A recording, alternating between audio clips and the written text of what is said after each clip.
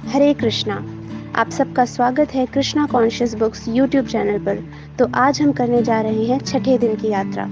तो आइए परिक्रमा आरंभ करते हैं। आज हम शांतनु कुंड से राधा कुंड तक की यात्रा के बारे में पढ़ेंगे। तो आइए शुरू करते हैं। प्रतीत होता है कि महाराज शांतनु द्वारा दी गई तपस्याओं की छाप आज भी इस क्षेत्र पर विद्यमान है। सुविधाओं के अभाव के कारण विशेषतः विदेशी भक्तों ने इस स्थान पर तपस्या का अनुभव किया। पानी कम और बिजली लगभग न के बराबर। पानी के लिए कुएं पर पंक्ति में खड़ा रहना, खुले में स्नान तथा खेतों में शौच इत्यादि। कई बार भक्त इन निजी कार्यों के लिए जिस झाड़ी को चुनते हैं उसके पीछे तैयार खड़े सुअर उन्हें डरा देते हैं। आरंभिक दिनों में ही अनेक विदेशी भक्तों को दस्त लगने लगे। पैरों के छाले देसी विदेशी का भेद नहीं करते। लड़खड़ा कर चलते भक्तों को देखकर उनके पैरों में बड़े छालों का अनुमान लगाया जा सकता है। परंतु गंभीर भक्त जानते हैं कि तपस्या ही ब्राह्मण की संपत्ति है और यदि ये तपस्या भगवत भक्ति के अनुकूल हो तो भक्त स्वेच्छा से उसे स्वीकार करते हैं। ऐसे भक्तों की व्रज यात्रा की सफलता सुनिश्चित है। सुबह कुएं पर लगने वाली भीड़ से बचने के लिए कुछ भक्तों ने रात को ही अपनी बाल्टी भरकर रख ली, परंतु शीघ्र ही उन्हें समझ आया कि रात भर ठंडी हवा में रखा पानी कुएं के ताज़े पानी से कहीं अधिक ठंडा है। अपनी टॉर्च जलाकर हमने जैसे तैसे स्नान किया और तैयार होकर मंगल आरती में श्री गुरु की कृपा पर ध्यान करने लगे।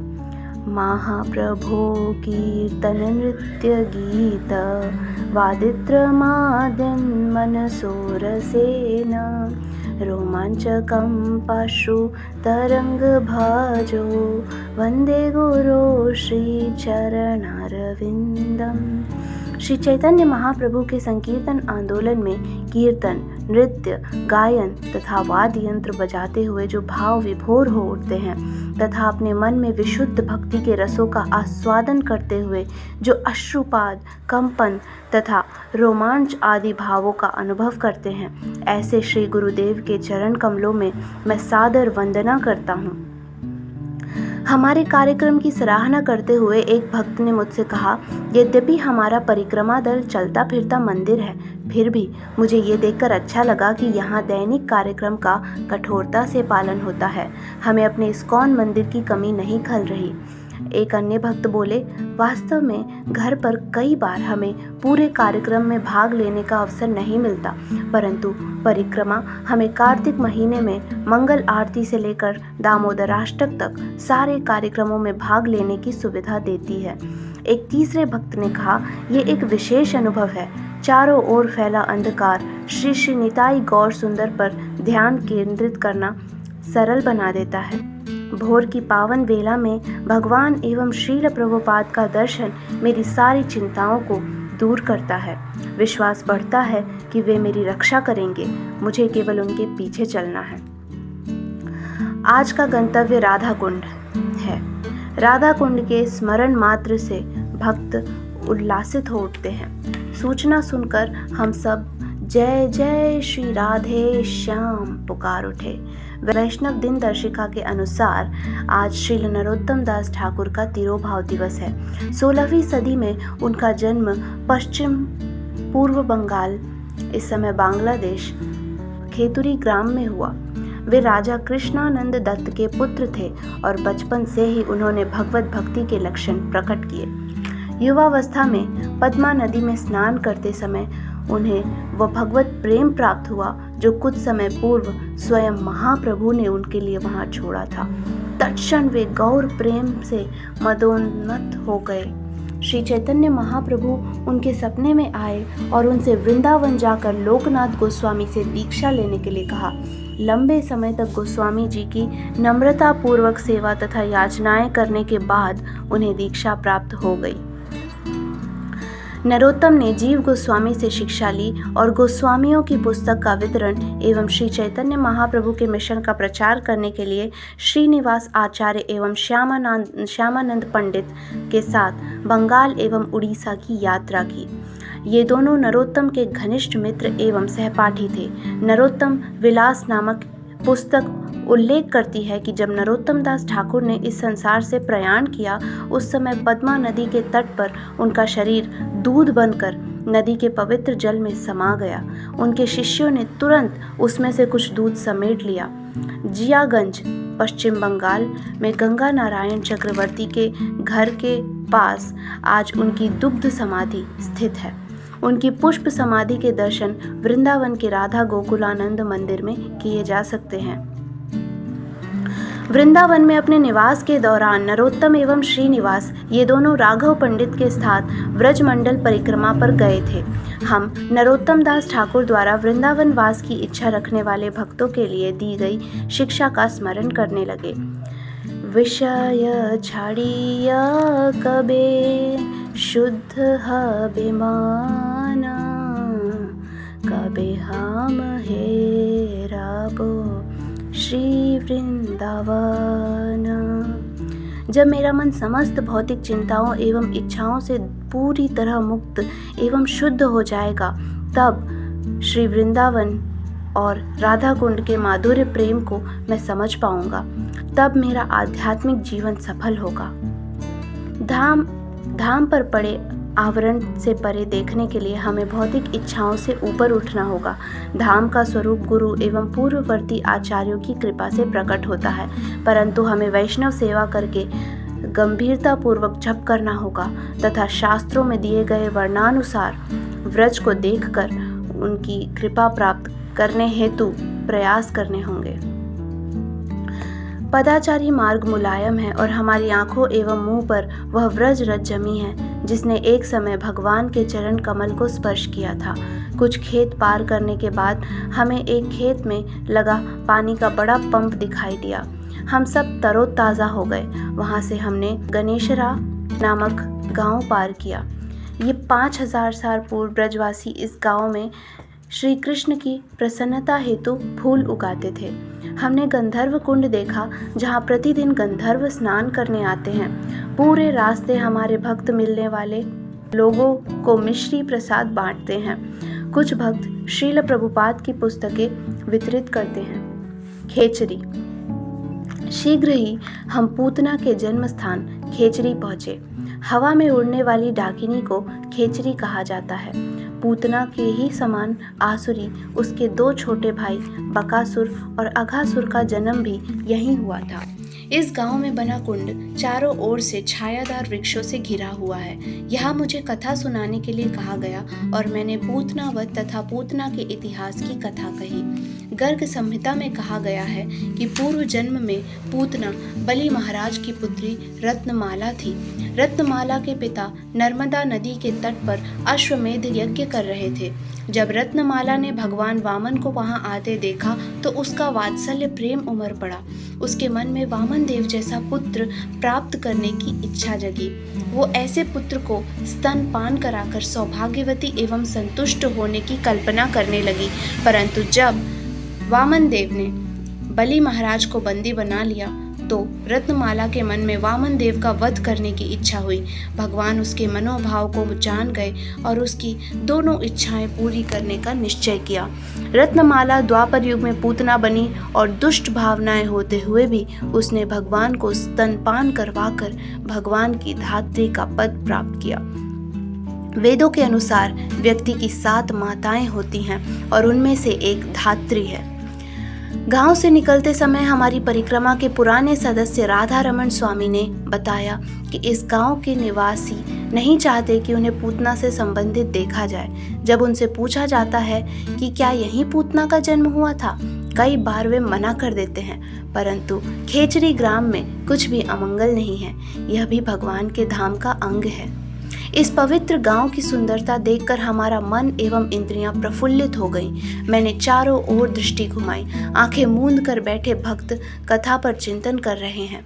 वे एक दूसरी ही दुनिया में पहुंच गए थे।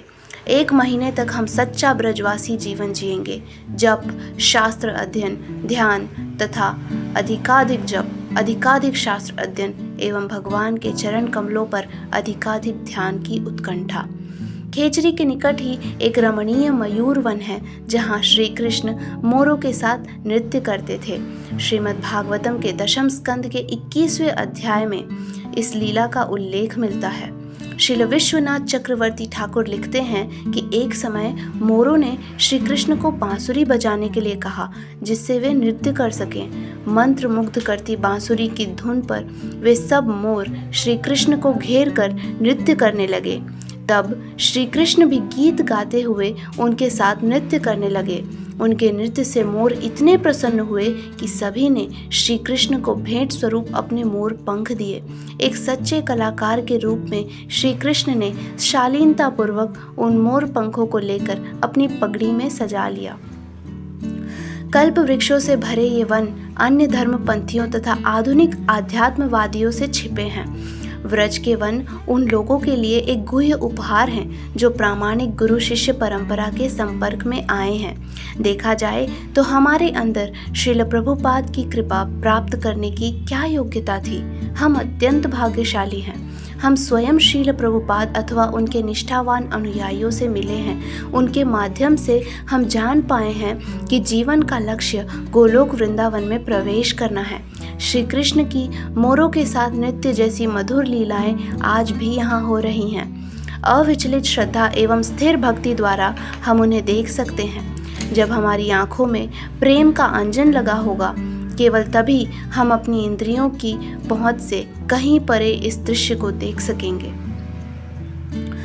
बहुलावन। स्कंद पुराण में मथुरा खंड में कहा गया है, भगवान विष्णु की पत्नी बहुला सदैव इस वन में निवास करती हैं। बहुला वन में स्थित पद्म वन नामक स्थान की यात्रा करके व्यक्ति महापुण्य प्राप्त करता है। बहुला वन खेचरी से लगभग 1 किलोमीटर दूर है। इस वन का नाम एक गाय के नाम पर है जिसने अपनी सत्य निष्ठा से भगवान की कृपा प्राप्त की। पद्म पुराण में ये कथा आती है। एक समय एक शेर ने बहुला को पकड़ लिया, परंतु बहुला को अपने नवजात बछड़े की चिंता थी। उसने शेर से याचना की कि उसे छोड़ दे और वह अपने बछड़े को दूध पिलाकर अवश्य लौट आएगी, तब वह उसे खा ले। शेर मान गया। बहुला अपने वचनानुसार लौट आई। तब उसे पता चला कि वह शेर अन्य कोई नहीं, स्वयं धर्मराज थे जो उसकी सत्य निष्ठा की परीक्षा लेने आए थे।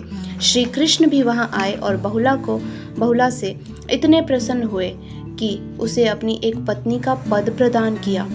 यह लीला कार्तिक शुक्ल पक्ष अष्टमी के दिन हुई। यह दिन बहुलाष्टमी के नाम से विख्यात है। इसी दिन राधा कुंड का आविर्भाव दिवस भी मनाया जाता है। इस दिन अर्धरात्रि के समय हजारों तीर्थयात्री राधा कुंड में स्नान करते हैं। मान्यता है कि ऐसा करने से व्यक्ति शीघ्र ही कृष्ण प्रेम प्राप्त करता है। वह समय आने पर केवल 2 दिन बचे हैं और हम आतुरता से उसकी प्रतीक्षा कर रहे हैं। कई बार कृष्ण बलराम अपनी गायों को चराने बहुलावन आते थे।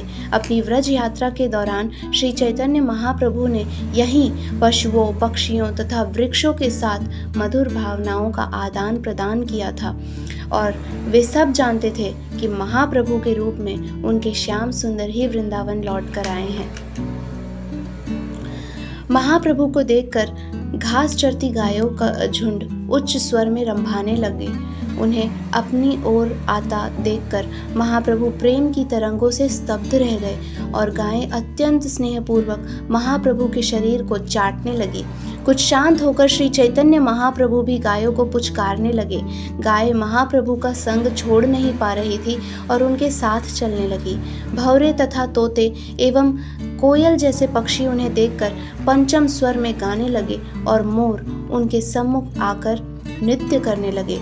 श्री चैतन्य महाप्रभु प्रत्येक वृक्ष और लता का आलिंगन करने लगे और वे सब भी मानो ध्यान में अपने पुष्प एवं फल अर्पित करने लगे। महाप्रभु की देह अस्थिर हो उठी और अश्रु, कंप, पुलक आदि लक्षण प्रकट होने लगे। अत्यंत ही उच्च स्वर में वे हरि बोल बोलने लगे। तब महाप्रभु एक हिरण का गला पकड़कर रोने लगे। संकर्षण कुंड का तट ढलवा और स्वच्छ है। कुंड के दक्षिणी तट पर बहुला गाय का एक मंदिर है। मंदिर की संगमरमर की दीवार पर श्री कृष्ण, बहुला और शेर के रूप में यमराज की नक्काशी की गई है। सूरज ठीक हमारे ऊपर है और अब भी हमें लंबा रास्ता तय करना है। एक नहर के पास रुककर हमने निकट के खेतों में नाश्ता किया। फिर अपनी बोतलें भरकर और टोपियों एवं पगड़ियों से सिर ढककर हमने राधा कुंड की यात्रा आरंभ की। हमारा मार्ग सामान्य मार्ग से हटकर है।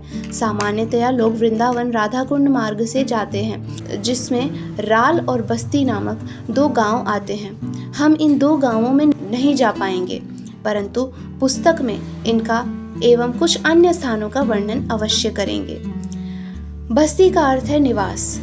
रावल से वर्षाना जाते समय महाराज वृषभानु ने कुछ समय यहाँ निवास किया था।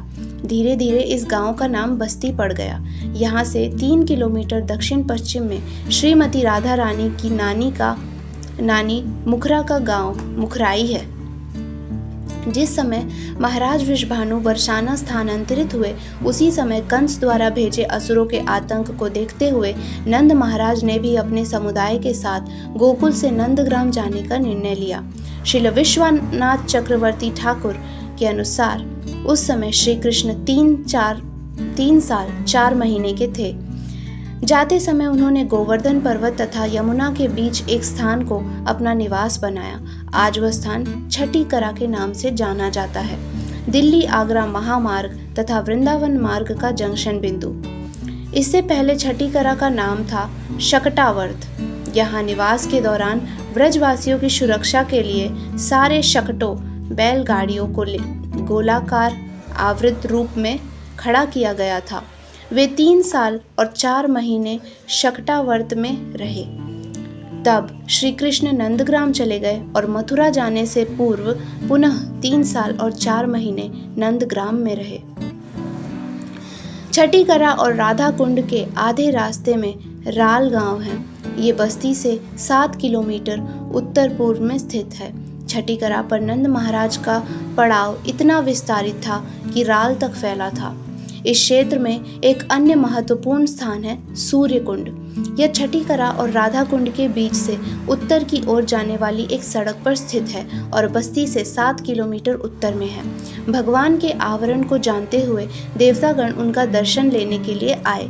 यमुना देवी के पिता सूर्यदेव इस स्थान पर प्रकट हुए थे और उनकी स्मृति में यहाँ सूर्य कुंड है। इसी संदर्भ में श्री राघव पंडित कहते हैं, इस वन के सूर्य मंदिर में विराजमान सूर्य देव के विग्रह को देखो। ये विग्रह अत्यंत दयालु हैं और कृष्ण प्रेम प्रदान करते हैं। भला कौन इनका महिमा गान कर सकता है और कौन है जो इनकी पूजा नहीं करेगा। राधा कुंड की लीलाओं को दिन के 8 भागों में बांटा जाता है। यह अष्टकालीय लीला कहलाती है। इनमें से एक भाग प्रातः 10:48 से दोपहर 3:36 बजे तक रहता है। इसी दौरान सूर्य कुंड पर सूर्य पूजा की जाती है। एक दिन श्री कृष्ण ने एक पुजारी का और मधुमंगल ने उनके सहायक का वेश बनाया और जब श्रीमती राधा रानी वहां सूर्य पूजा के लिए आईं तो उन दोनों ने राधा रानी की तथाकथित पूजा में सहायता की। वस्तुतः श्रीमती राधा रानी के सूर्य तो श्री कृष्ण ही हैं। राधा रानी की सास जटिला भी इस पूजा में थी, परंतु उन्हें श्री कृष्ण की अलौकिक चालाकी की कोई भनक नहीं पड़ी। हमारी अधिकांश सड़कें पक्की हैं। लंबी दूरी और गर्मी हमें थका रही है। अंततः हमें थोड़ा विश्राम करने के लिए एक विशाल वट वृक्ष के नीचे रुके। हमें प्रोत्साहित करते हुए इष्ट देवदास बोले, हम राधा कुंड से केवल 6 किलोमीटर दूर हैं। भक्तों में उत्साह भर गया। सब ने एक स्वर में कहा, जय जय। हम 2/3 रास्ता तय कर चुके हैं। तरोताज़ा होकर हमने यात्रा जारी की। हमारी आंखें सड़क के किनारे लगे मील के पत्थरों को खोज रही हैं। ये रंगे हुए पत्थर अत्यंत शुभ हैं, इंगित करते हुए कि हम अपने जीवन के लक्ष्य के निकट आ रहे हैं। हमारा कीर्तन दल अधिकतर हरे कृष्ण महामंत्र का ही कीर्तन करता है और किसी स्थान विशेष पर आचार्यों द्वारा रचे गए उपयुक्त भजन भी गाते हैं।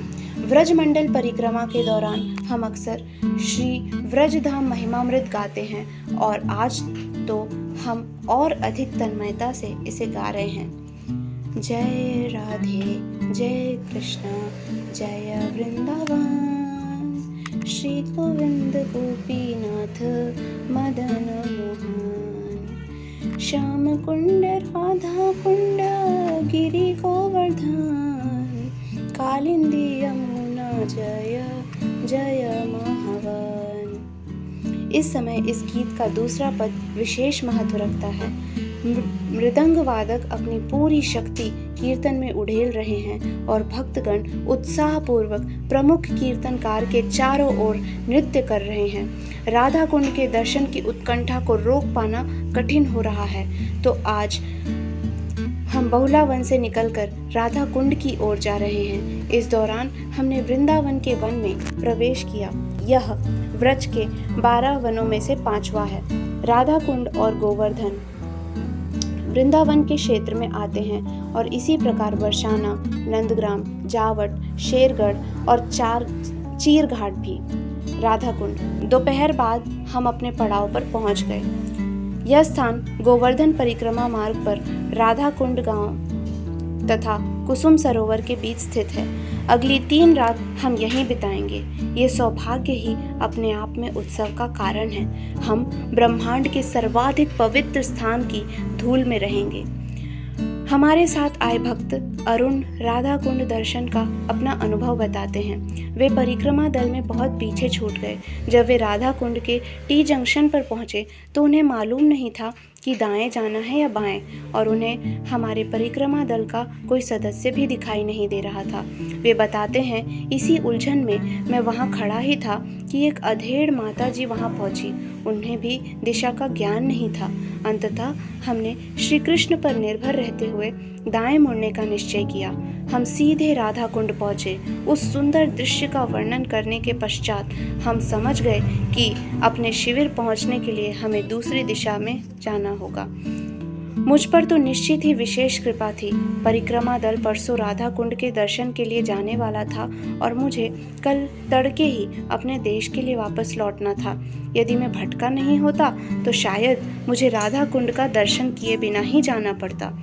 मैंने राधा कुंड के विषय में बहुत सुना था, पर आज पहली बार उसके दर्शन किए। सामान इत्यादि रखने, प्रसाद लेने और विश्राम में पूरी दोपहर बीत गई। तत्पश्चात हमारा नियमित संध्याकालीन कार्यक्रम आरंभ हुआ और अंधेरा होने पर हमने दामोदराष्टक गाया। नमस्तेस्तु दाम्ने स्फुरदीप्ति धाम्ने त्वदीयोदरायाथ विश्वस्य धाम्ने नमो राधिकायै त्वदीय प्रियायै नमोऽनन्तलीलाय देवाय तुभ्यम्। हे दामोदर, आपके उदर को बांधने वाली देदीप्यमान रस्सी को प्रणाम। आपके उदर को प्रणाम जो संपूर्ण जगत का धाम है। आपकी सर्वप्रिया श्रीमती राधा रानी को प्रणाम और अनंत लीला करने वाले हे भगवान, आपको मेरा प्रणाम। प्रायः प्रतिदिन संध्याकालीन कार्यक्रम के पश्चात हम नाटिकाओं का आयोजन करते हैं। आज भक्तों ने श्री बलराम द्वारा धेनुकासुर वध की लीला पर नाटिका प्रस्तुत की। राधा कुंड परिक्रमा परसों निश्चित की गई है। कल गोवर्धन परिक्रमा का अतुलनीय सौभाग्य हमारी प्रतीक्षा कर रहा है और हम गोवर्धन पर्वत के विषय में पढ़कर इसकी तैयारी कर रहे हैं। मार्ग लंबा है और स्वयं को तैयार रखने के लिए हमने रात्रि थोड़ा जल्दी सोने का निश्चय किया। तो इसी के साथ हमारी रीडिंग समाप्त होती है। तो कल मिलेंगे आपसे 7वें दिन के साथ। हरे कृष्णा।